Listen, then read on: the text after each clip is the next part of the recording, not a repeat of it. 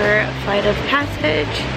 We arrived probably like at 7 and then they let us in about 7:15. Now it's about 7:40 and we are past where the queue begins and walking it up into the ride. Technically the park isn't open for 20 minutes, but I feel like they might be loading early. Cross your fingers.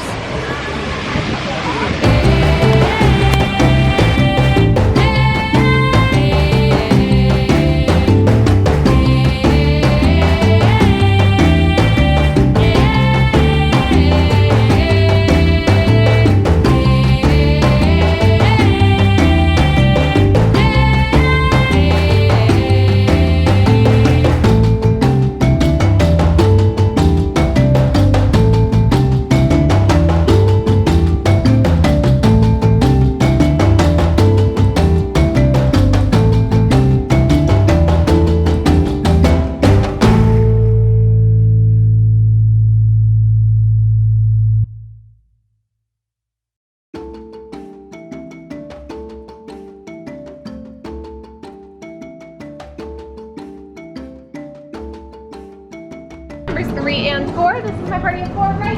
Awesome. My next party is ready back to the line. Party of 4, come on over. We have new drivers heading into the GMR. Check. See them now. We have new flyers loading in. Oh, there's a wall. It's telling us. Oh, that's cool. Please make sure everybody can see the screen. Yeah, they want you to stand. No, have it till we get off. Watch the screen. Can you see? Yeah, I'm leaving over. Okay. Have you been on this? Please make sure everybody can see the screen. Congratulations. It's really Okay, cool. sealed genetic matching room. Okay, Dr. Stevens, they're ready. Can everyone see me? Great. Welcome to the Avatar program. Soon, you're going to have a chance to undertake an amazing Navi rite of passage, flying on the back of this powerful animal called an Ikron, or as we call it, a Banshee. The way you're going to do this is by being matched to something called an avatar. And I'm here to help you guys get ready. But first, we have to scan you for Pandoran microparasites. Alright everyone, stay on your number and move your arms a bit. Okay, start scan.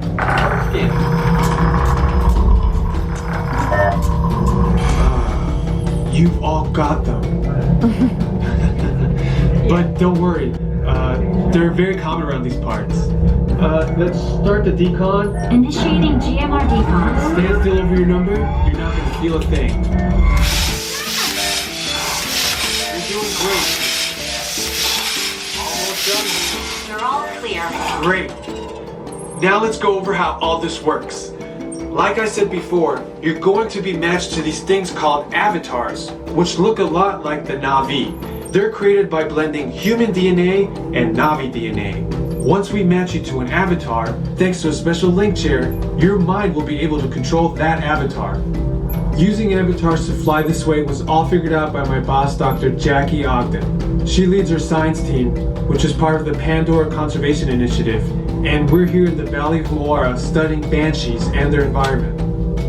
Over a generation ago, this enormous company called the RDA created a lot of damage to the area through their bad mining practices and conflicts with the Navi. Just like on Earth, it can take decades for ecosystems to recover.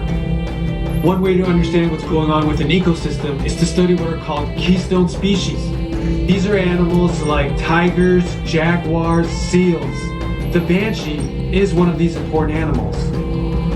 Dr. Ogden is the foremost expert on studying the Ikron and has spent years researching them. Unfortunately, banshees live high in rookeries and humans can't get anywhere near them without becoming their lunch. But the Navi and avatars can. In fact, the Navi have been riding on the backs of banshees since their earliest history. Thanks to science, avatars can ride on banshees too. That's why you're linking to an avatar. Okay, to get you flying on a banshee, we need to find each of you an avatar. Let's prep the genetic sampling. I'm on it. Okay, first we need to find the compatible match of your genetic material with the genetic material of one of the avatar bodies that we already have. Once we do that, you'll be able to link to that avatar and fly. Help us out and move around a bit. Almost. Yes, got him. Now, let's find you your avatar matches.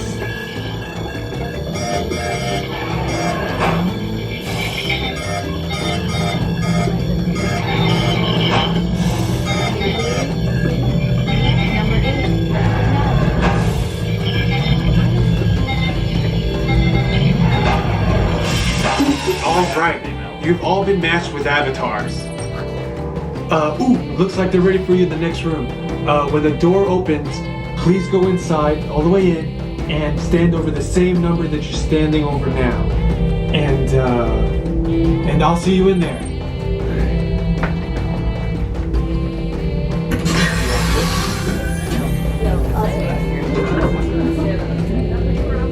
You don't need to put on your glasses just yet. Again, stand the same number you were on before, unless you were on the wrong number. Unless you were on the wrong number. Same number you were on before. Don't need to put on your glasses just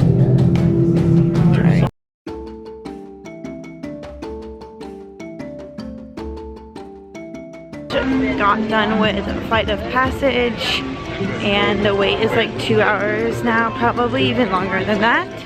Sorry, there's a squirrel. And now we are walking over to Africa to go on the safari. And then we'll probably jump over to Everest and maybe go to Dinosaur, who knows. Probably need a coffee at some point. So we got up at 6 o'clock this morning. Sleepy, but it's worth it because we didn't have to wait in the super long line for Pandora. We probably waited 20 minutes. So you have to make sure that you come early and rope drop.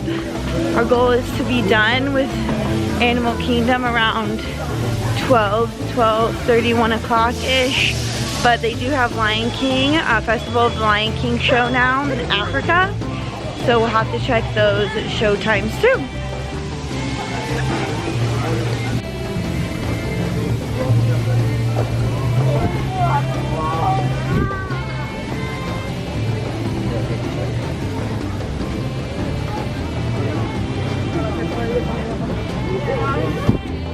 Harambe.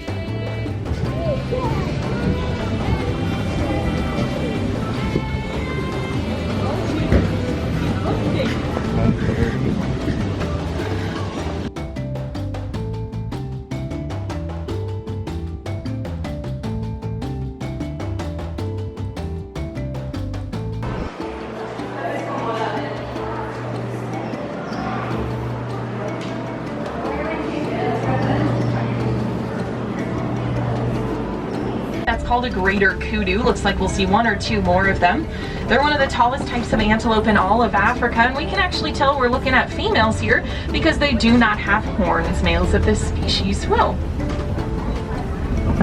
A really beautiful antelope called greater kudu.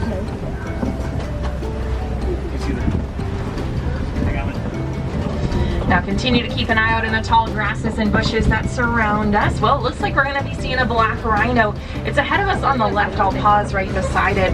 So exciting to see this species because unfortunately their numbers are dwindling in the wild. There's only about 5,000 of them left, and that's because they are being poached for their horns.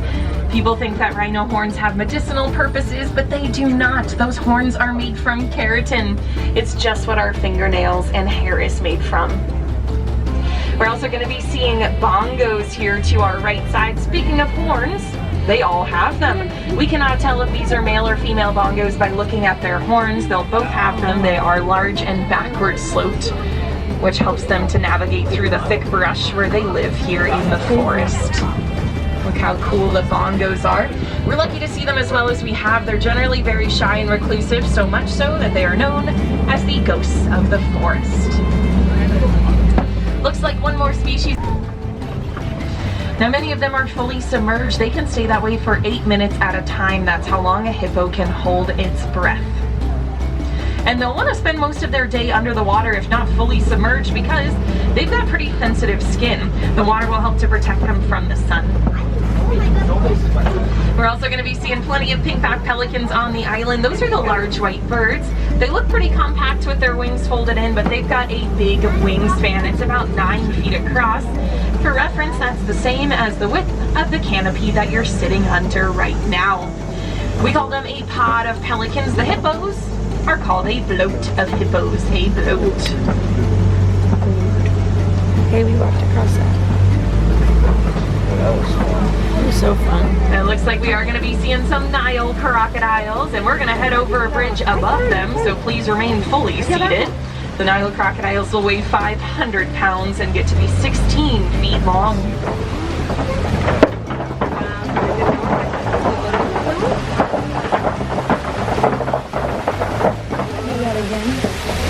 Now that you have one of the strongest bite forces in all of nature, it's over pretty much right at the base of the hill.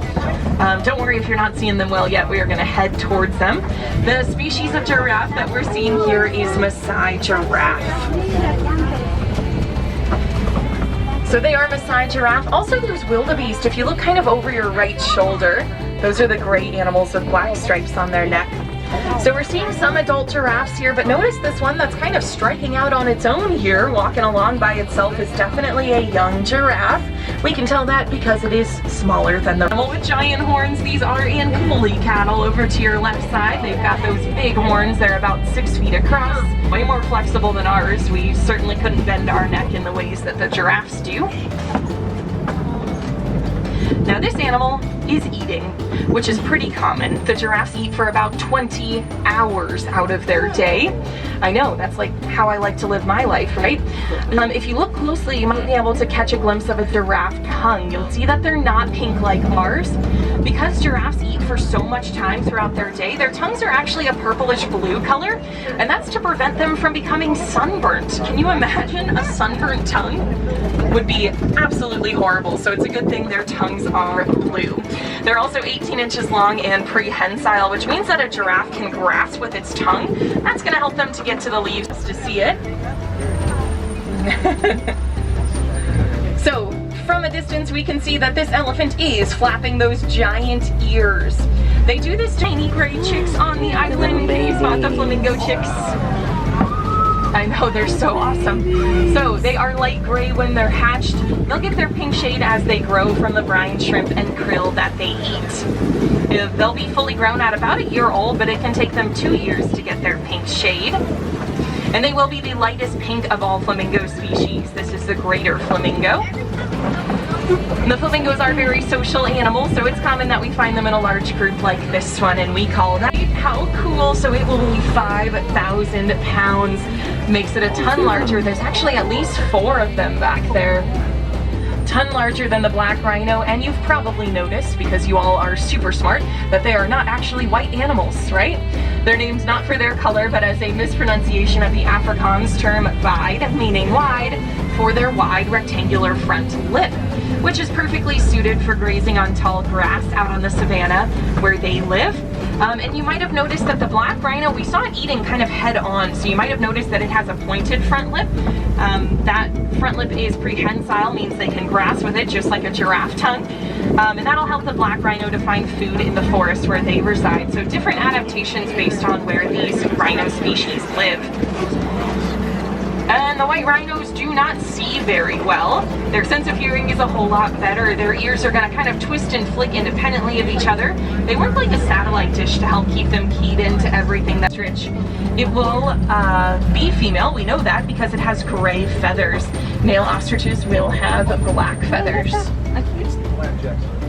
And you'll have to believe me that the ostrich has really long, strong legs, which enables them to move really quickly on as a source of nutritional value, but also a source of income for the village, because they can sell the milk, any commodity that is goat milk cheese. So animals like this are invaluable to villages like Harambe.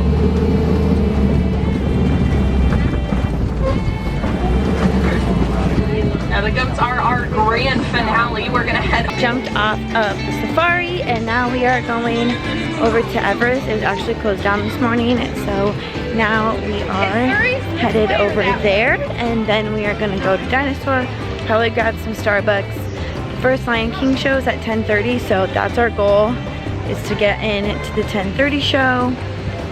We shall see. Hopefully we'll have enough time to hit everything that we want, and then we'll go watch the Lion King show.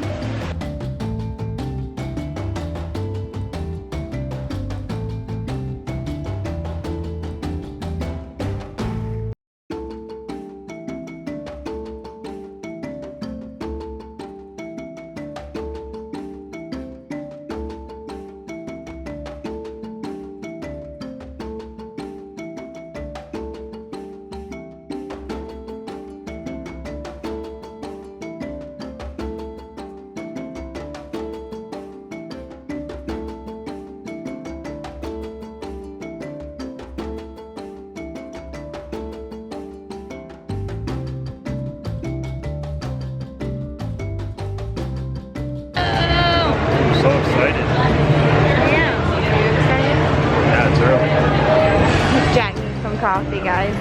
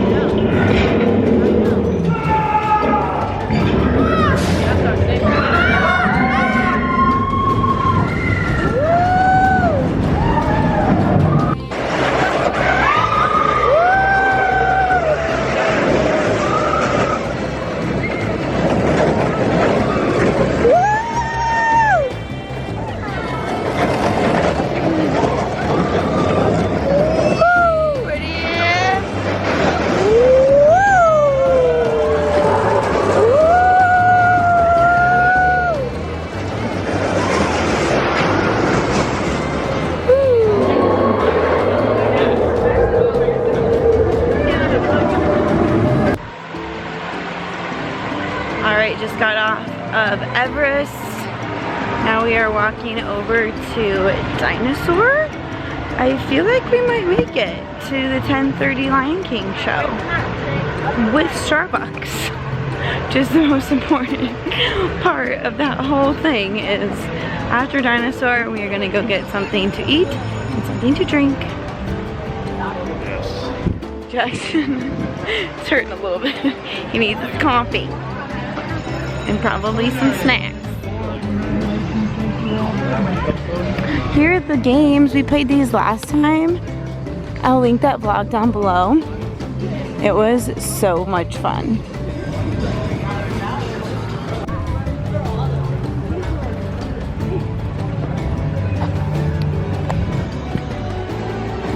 Headed into Dinosaur. It says it's a 20-minute wait.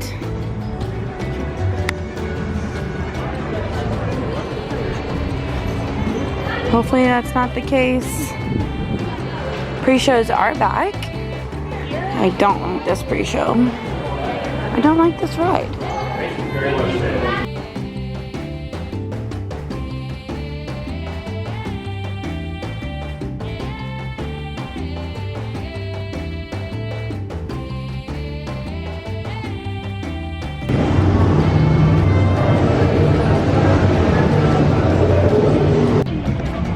Off of Dinosaur and finally heading to Starbucks.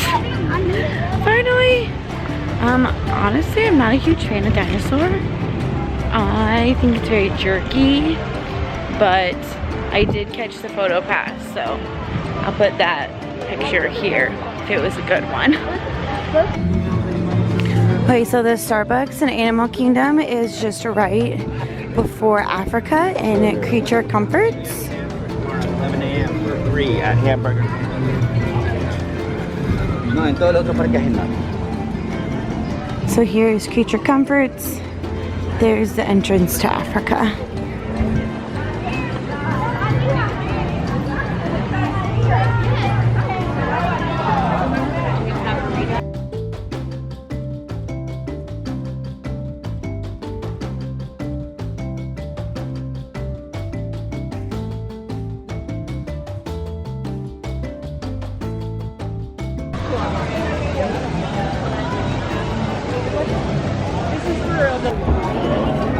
Alrighty, we are just waiting for the Festival of the Lion King to start.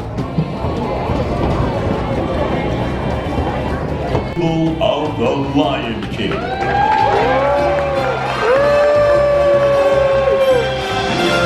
Greetings, everyone. Habari, welcome. We have been expecting you. We are here today to welcome you, one and all, to a celebration, a festival of the Lion King. We are the humble hello. Welcome to our world. Oh, to belong. In this land, we welcome you. To our world. Caribou. Oh, welcome. We are a band of singers who travel with Simba and his friends throughout the land with this celebration. Time for introduction. Come on, everybody! Get ready to clap your paws, stomp your hooves, and ruffle your feathers as we welcome you to a celebration of Festival of the Lion King! Let the procession begin! Oh, I just can't wait to be king! Hiya, folks! How you doing? Don't worry, your old buddy Timon is here. The show can begin.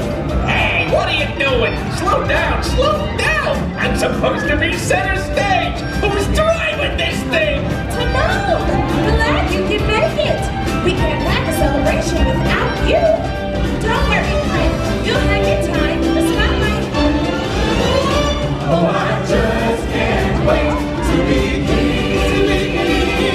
Oh, yeah, yeah! Hello! Hello! Hello, Pumbaa! Look at me! I'm in a parade! And you're looking good! Love you, Pumbaa! What a rule!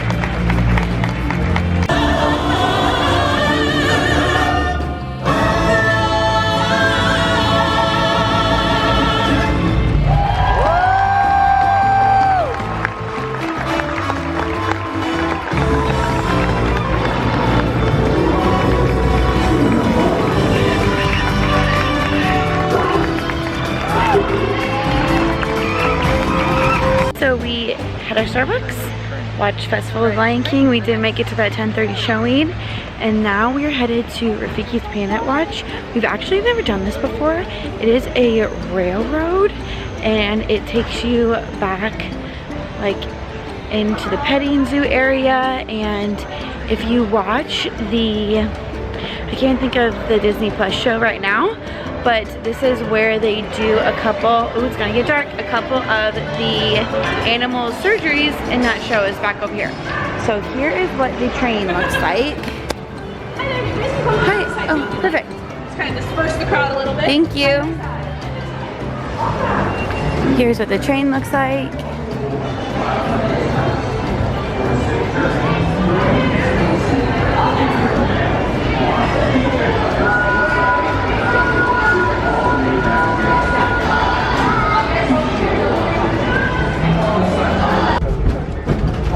Welcome aboard the Wildlife Express with service to Rafiki's Planet Watch.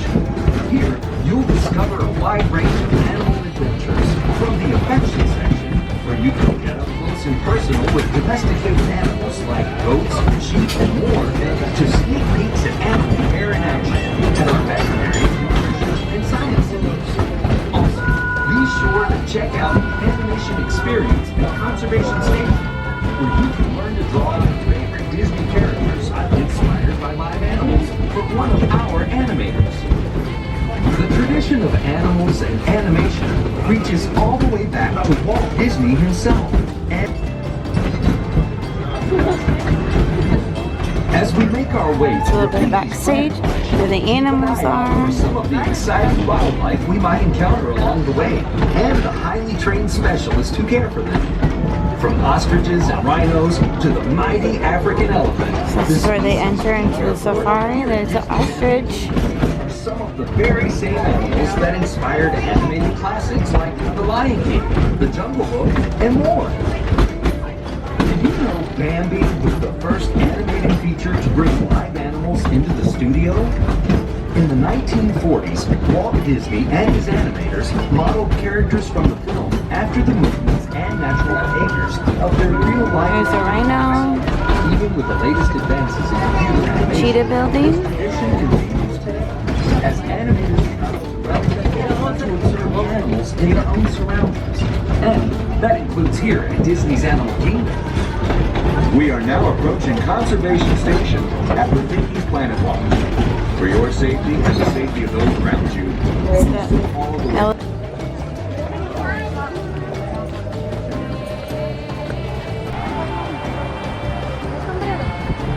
This is cool. This is Conservation Station. I've never been over here before.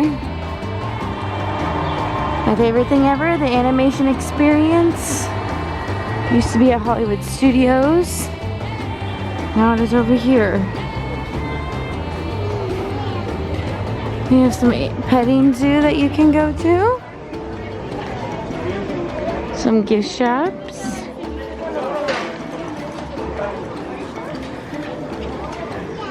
We have about 45 minutes to go.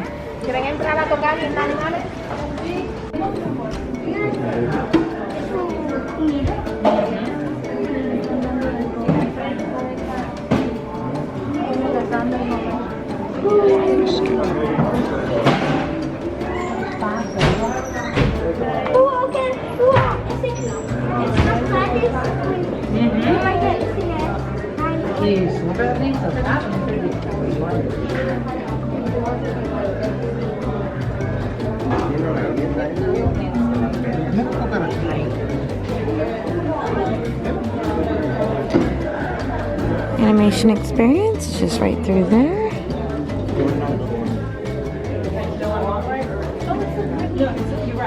Tiles, amphibians. They have the vet area up here. Looks like they're working on an animal right now. Looks like they're working on a duck. The guy has cancer in his house, and we are doing something called cryotherapy, which is essentially freeze therapy. So this duck has cancer in its mouth, and they are using cryotherapy to help cure him. Wow. Here is the petting area. They are asking unvaccinated guests to keep a mask on to help protect the animals. These guys are just living their best lives in here. I don't know if you can see them, it's kind of dark. Let's zoom in. There they are. Hey Michael, hey Tom. That's Tom Brady. Please ignore the commentary. Look at the cow.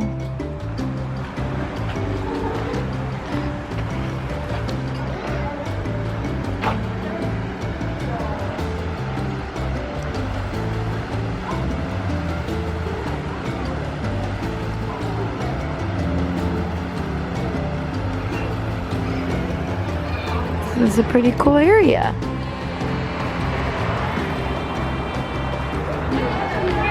Here are all the goats over here. There's a piggy. She lays down and we're looking for a place to Oh. Taking a pee. They're habitual, I guess. Okay, so we are in line for the animation experience. Just grab your paper up here, and we are gonna draw Crush and Squirt. You get a different character every time. Growing up, we had this in Hollywood Studios.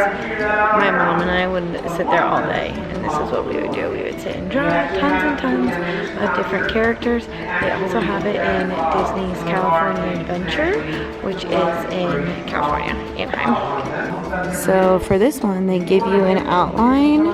From the ones that we've done before, they don't give you an outline. It's kind of just like a free-for-all.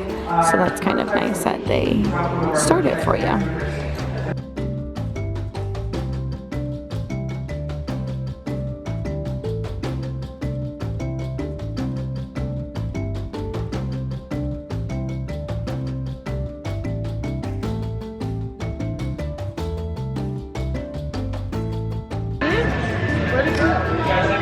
Gonna drop Crush. He's sporty. He's tired.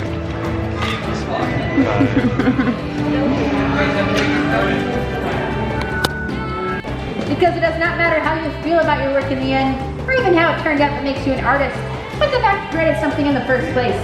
So you should feel proud. If you look over to your right, you'll see some of our great Disney artists, including Walt himself, also drawing on a lapboard. They're studying animals, drawing famous Disney characters based on animals. You've all done that here today. We just got done with our animations. Check them out. That one's mine. Did Crush and Squirt. Now let me see Jack. Oh, he's so cute. Nice job. You're a Disney artist. Woo woo. Come on down. Learn how to draw. So, you can. It's actually really fun. Now we're gonna head back up the trail and head back to Harambe, Africa. All right, we're headed back to Harambe Village. The train takes about 7 to 10 minutes each time, and we got really lucky. Just has arrived.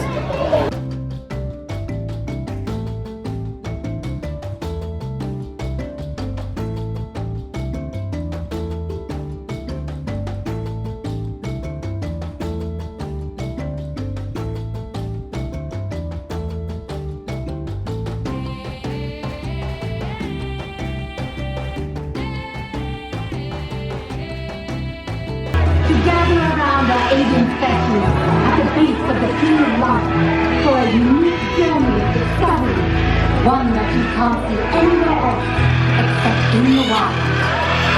Welcome to win in combat. Oh my goodness, these noisy birds flying over your head have announced our arrival for Wind Encounters. Wind Encounters is happening right here, right now. And the best thing you can do is stay where you're at, but get your phone and camera up and ready to go. Because these birds can fly wherever they want to. It might be all around this area, and it could be just like that, right over the tops of your head. We're excited, we're happy that you're here, and I heard it. Yes, these are macaws, which are a type of parrot. There are several different species of macaw. Right now you're seeing 3 of them. These red ones, Jane and Stark, are scarlet macaws. Their friend Badger next to them is a blue and gold macaw. And right over here, little Miss Delilah, she's so cute. She's not a baby, she's just a smaller species. She's a red-fronted macaw. They're critically endangered too, so definitely take their photo. Do we have our other bird joining us, or is that a wild bird? Okay, gotcha, that must have been a wild bird. So these birds can go wherever they want to, and it's super cool that they made the choice to come here, because they could go wherever they want to, so we want to say thank you for them coming here. And by doing that, just like Taylor's doing, we're giving them their favorite. You all out there think your #1 complaint would be if Badger over here was your roommate? The noise, absolutely. Even small parrots can make a really big sound. They are noisy. It's a natural behavior for them to scream all the time. They're also professional poopers. So we clean up after them all day long. Their beaks are really destructive too. They can tear apart drywall, furniture, you name it. It becomes a parrot chew toy, and they can live a really long time. So it's so cool that you're here right now to see these birds in action. And speaking of action, my favorite part hasn't even happened yet. So if you think these guys are cool, get your phones and cameras up and come on over here. I do want to talk about a species that's not out here.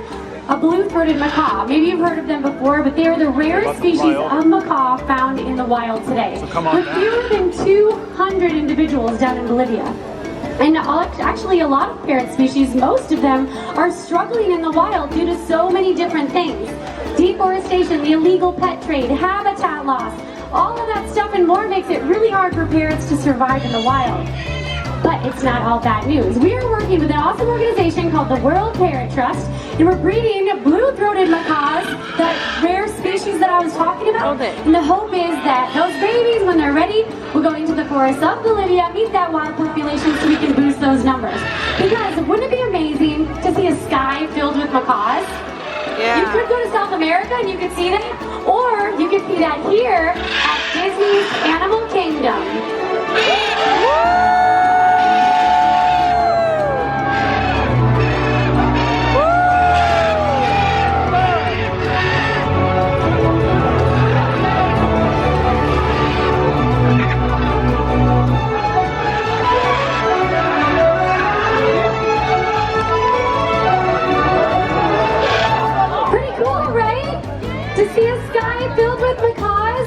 Those were some of the 100 that we work with, which is super cool to see them fly on out here, and who knows where they went. Like I said, they can go wherever they want to. Woo! And that gives them really high welfare, which is something super cool. So you guys got a glimpse of them, and right now what you don't see is we have some trainers behind the scenes back at an 8. All right, you guys. Jumbo friends. I mean, hello. We're leaving. So, but Jumbo. Jumbo. Alright you guys, that's going to be it for today's video for our day at Disney's Animal Kingdom. What was your favorite part of the day? Rope dropping, flight of passage. I really enjoyed the animation. I've loved that. I've always loved it since I was little, so I'm glad we got to draw, crush, and squirt. But now we're just headed back to the resort. We need a nap before we head to Magic Kingdom tonight. So please like, subscribe, and comment what your favorite thing to do in Animal Kingdom is. Yeah. Alright you guys, we'll see you real soon. Bye!